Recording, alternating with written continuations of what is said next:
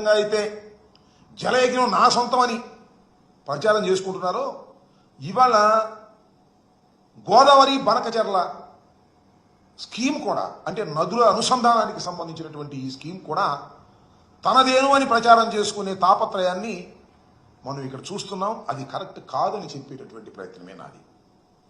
ఏ project అయినా నేను మనవి చేస్తున్నా, ఈ రాష్ట్రంలో వ్యవసాయానికి నీటికి సంబంధించిన ఏ ప్రాజెక్ట్ అయినా డాక్టర్ వైఎస్ రాజశేఖర రెడ్డి గారే శ్రద్ధ చూపాడు.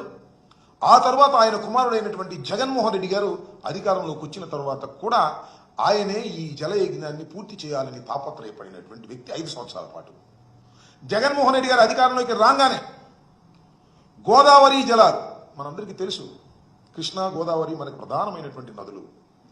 కృష్ణలో నీరేమో ఒకసారి వస్తుంది, ఒకసారి రాదు, ఒకసారి పొంగి పొరలిద్ది.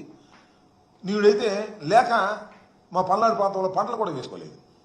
అందువల్ల కృష్ణా జలాల మీదే పూర్తిగా ఆధారపడుకోకుండా అనేక వేల క్యూసిక్లు, లక్షల క్యూసిక్లు, టీఎంసీలు సముద్రంలో కలిసిపోతున్నటువంటి గోదావరి నది మీద పోలవరం ప్రాజెక్టును నిర్మించి దాన్ని కృష్ణా డెల్టాకు అలాగే రాయలసీమకి వాడుకోవాలని ఆలోచన చేసినటువంటి వ్యక్తే కాకుండా ఆచరణ పెట్టినటువంటి వ్యక్తి డాక్టర్ వైఎస్ రాజశేఖర రెడ్డి గారు.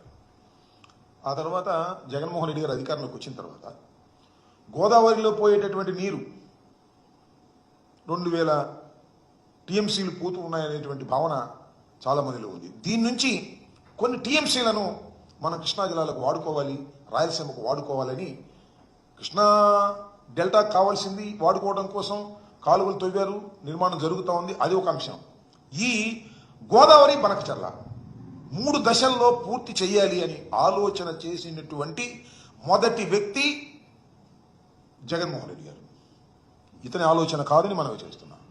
చంద్రబాబు నాయుడు గారి ఆలోచన కాదని మనవి చేస్తున్నా. ఆయనకి ఇలాంటి ఆలోచనలు రావని కూడా ఈ సందర్భంగా నేను చెప్తున్నా.